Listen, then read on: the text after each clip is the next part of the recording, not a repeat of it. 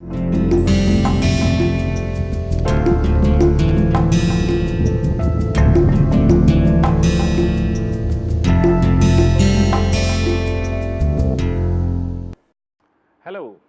welcome to Noise Control and its Management.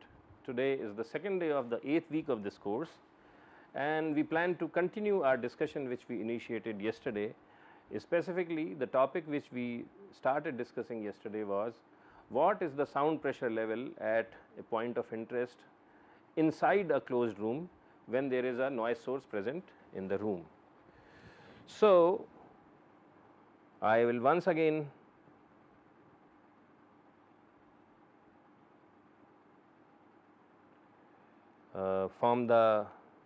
pose the question using this diagram. So, suppose there is a source which may not be necessarily symmetric, spherically symmetric in nature, and let us say its sound power level is LP. Then what we are interested in finding out is the sound pressure level at point P. So, power level is LW, and the distance between the source and the microphone is R. So, based on the discussions which we had yesterday, I will directly write down the relation for LW. So, LW, and this is based on a lot of mathematics which we are not going to go into. So, I am just going to share with you the results. So, LP equals LW plus 10 log of 10 4 divided by capital R. This R is different than this little r, plus Q divided by 4 pi R square plus 10 log of 10 rho C W naught divided by P reference square. Actually, this is not W naught, it is W ref, and I will explain all of this. Okay. So, here what is R? R is a parameter known as room constant. It is a parameter known as room constant. It depends on it is influenced by what? It is influenced by geometry of the room, its volume, its surface area. What else? And it is also a strong function of frequency, room. So, room constant changes with frequency, and we will give you an expression for that. Q is the directivity of the source.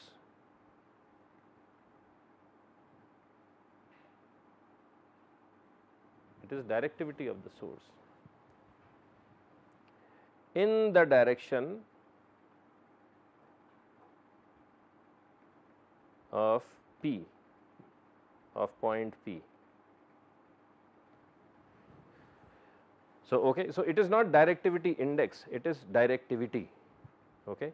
So, a spherical source which is propagating sound uniformly in all the directions, its directivity is 1, and its directivity index will be 10 log of directivity. We have discussed this couple of lectures earlier.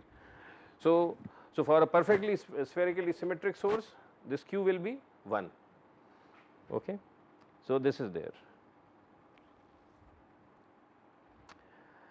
This parameter,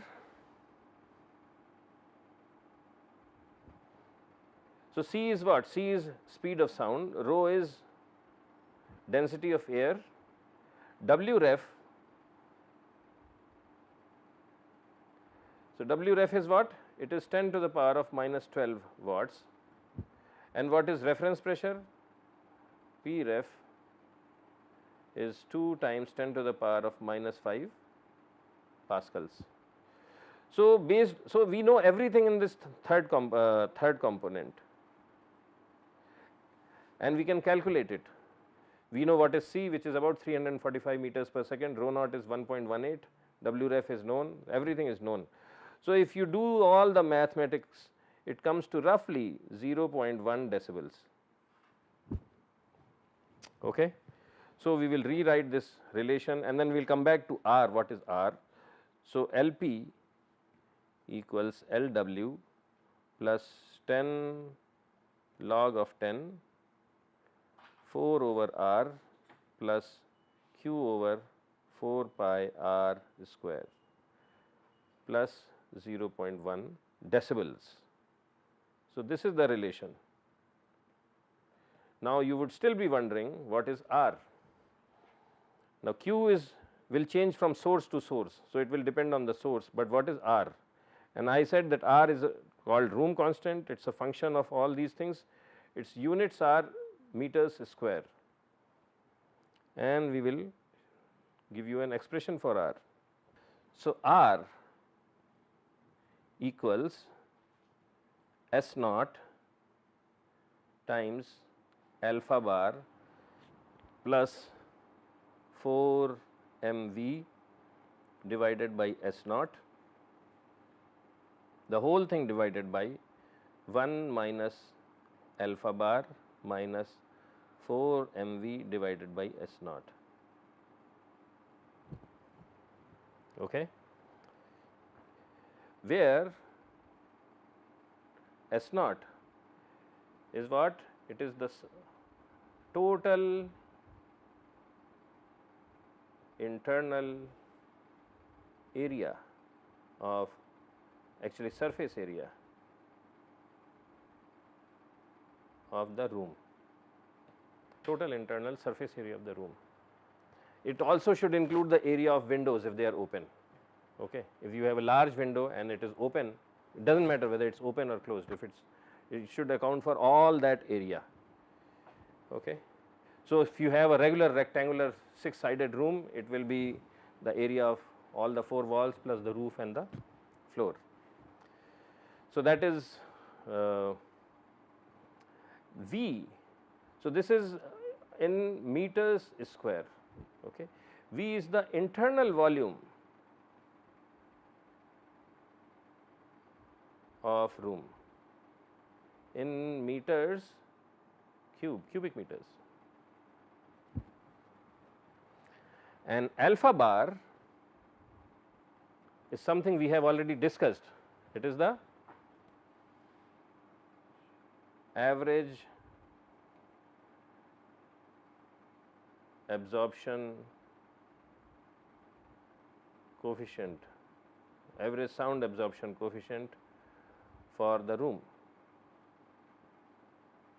and we had defined this as alpha 1 S1 plus alpha 2 S2 plus all surfaces multiplied by their absorption coefficients divided by S1 plus S2, and if you add all of these guys up, what do you get? You get S naught.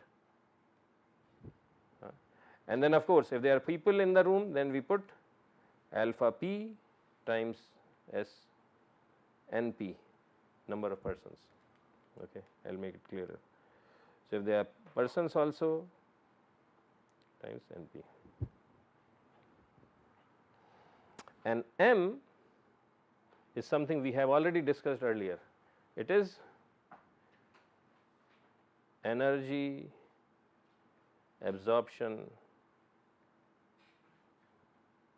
coefficient for air, and it changes with respect to temperature and humidity. So you have to get the right number corresponding to temperature and humidity from standard tables, and this is measured in this case because we are in meter land, we provide it in meters inverse. Okay. So this is my expression for LP, and to calculate LP I have to know the room constant, and this is room constant. So please remember, R is a function of frequency and because R changes with frequency, this LP also will change with frequency. LP will also change with frequency. So, you have to remember this, and we will understand this expression more. We will do an example, but look at this relation, and what you see is that if R is very large, this little r, if it is large, then this term becomes very small. This 4 divided by capital R is a constant, so that does not change with R radius. So, this entire thing remains constant.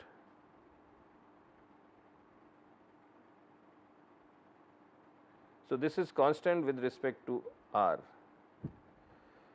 but as I go further away from the source, this term in the box, it becomes progressively smaller. So, when I am very far away from the room, maybe this becomes insignificant, this term becomes insignificant, and the only thing which influences the sound pressure level is 4 over R, 4 over R. So, as I am very far away from the room, Q over 4 pi divided by R square has no influence. Then what does that mean? What that means is that when I am very far away in the room, see, LW does not change with R, this does not change with R, the only thing which is going down with respect to R is this term, and this also does not change when you are very far away, right, compared to 4 divided by capital R. So, when you are very far away in the room, then the sound pressure level appears to remain as constant. Okay. Why does that happen? Why that happens is, and we will actually do some calculations also to show that, but physically what happens is that when you are here, this is your source, and let us say you have these are several locations. Okay. So, this is the first point of interest, then you go away further P2, then you go away further P3, then you go away further P4. Okay. Physically what happens that when you are close to the source, you get more of direct sound energy. As you are going further away and away, the amount of direct sound energy which you get, it keeps on becoming less, because the direct sound energy, it decays by a factor of 1 by 4 pi R square, right. I mean, that is something we have seen in when there are no reflections also. So, direct sound energy at P1 is highest, at P2 is small, at P3 is even smaller, and if I plot with respect to R, this direct sound energy, I will call it direct sound energy per unit area, so sound intensity, it goes like this and it decays. So, the direct sound energy becomes negligible when you are far away, but what happens to the reflected sound energy? See, reflected sound energy is all over the place and its influence is virtually homogeneous in the entire room, because it is bouncing at all places and it is reaching all the places. So, its presence is more or less constant in the whole room. Okay. So, what this equation tells us is that when I am very far away from the room, this term becomes negligible, and this is the term which is due to the presence of reflections, and that stays constant. Okay.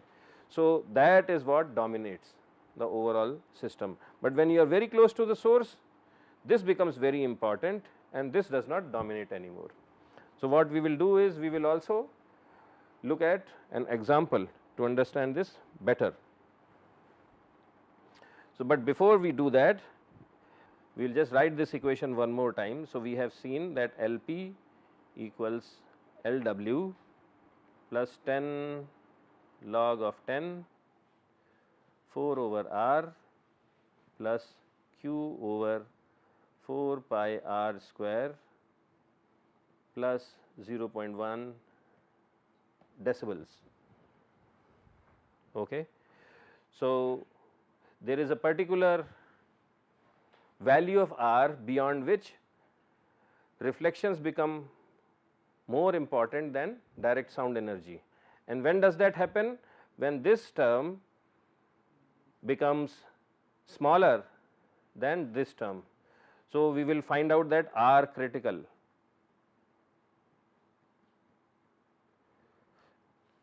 We will find out the value of R critical. So, when does that happen? When 4 by R becomes larger or equal to Q over 4 pi R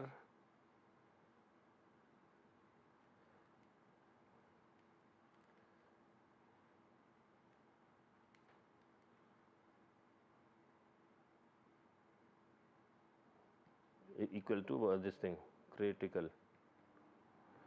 So, this and this is R square. So, R, so you do the math, you get R critical equals QR divided by 16 pi. So, if R is very large compared to QR divided by 16 pi, then LP does not change with respect to R, and if R is very small compared to this, then what happens? Role of reflections is negligible, and yeah, I think we will just stop it at that point. Okay. So, this is what all this means. So, what we will do is we will do an example.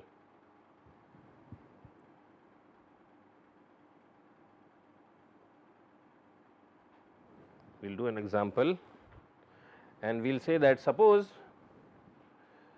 there is a room and this room is such that its internal volume is 48,000. So, these are, we are talking about specifically large rooms, we are not talking about small rooms like we have in drawing rooms, because we are typically interested in finding out what happens to the noise level when we are in a shop floor or in a factory where the rooms are very large. Okay. So, V is equal to 48,000 cubic meters, okay. And then the walls have an area of 21,600 meters square, and then there is floor, its area is 8,000, and ceiling or roof is also 8,000.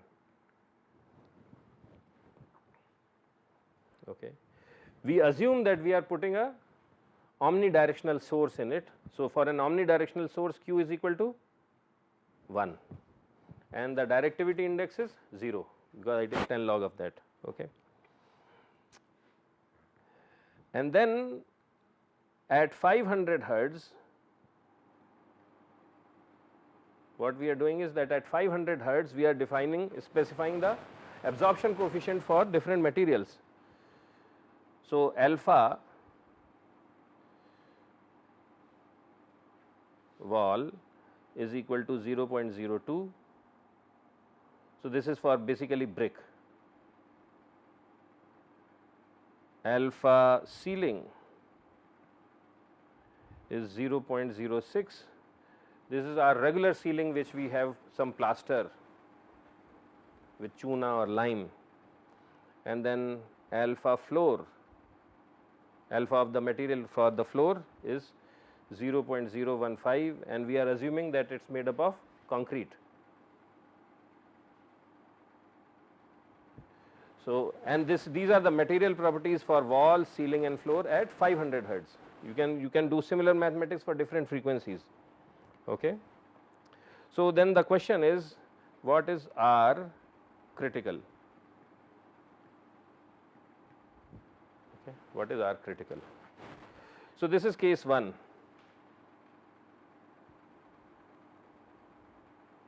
Okay. And then we will do another case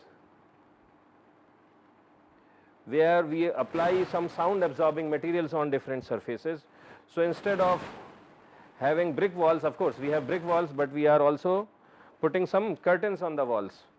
So, in that case, this 0.02 it becomes 0.49, because once you hang curtains, this I am getting from the table, it becomes 0.49.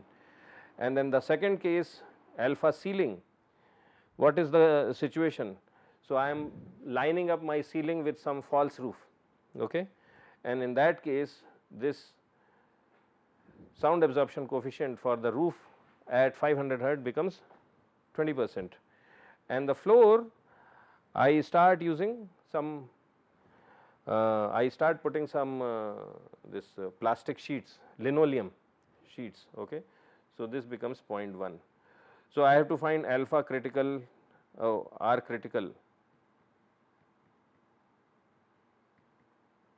for this case and R critical in this case. Okay. And we are interested, so let us do the math. Okay.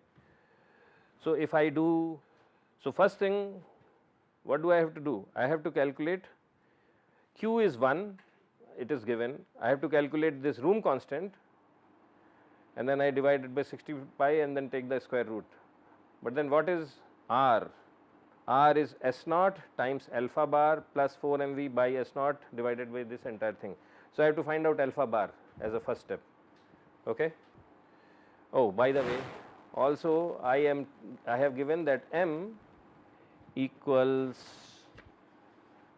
actually it is a very small number, 0.37 into 10 to the power of minus 3 meters inverse. Okay. So, because M is also needed. So, first we calculate alpha bar. So, alpha bar in this case is what? It is equal to 0.02 times area 2160 plus 0.06 times 8000 plus 0.1015 times 8000 into 1 by sum of 2160, 8000, 8000. So, it is 18160, and you get alpha bar to be about 3.5%, 0354. Okay.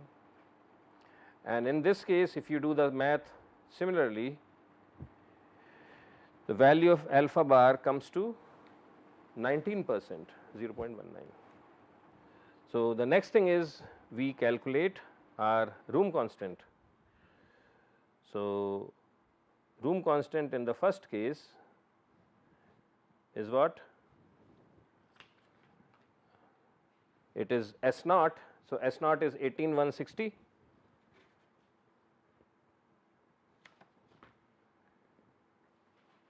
into alpha bar. So, that is 0.0354 plus 4 mV divided by S naught. So, M is 0. How much? So, 37 into 10 to the power of minus 3 times the volume of the room, which is 48,000, divided by area of the room 18160, and this entire thing is divided by 1 minus 0.0354 minus 4 into 0.37 into 10 to the power of minus 3 into 48,000 divided by 18160. And if you do all this calculation, so the units of R will be in square meters, 745 meters square. And here if you do the math, you find that R comes out to 4372 meters square. Okay.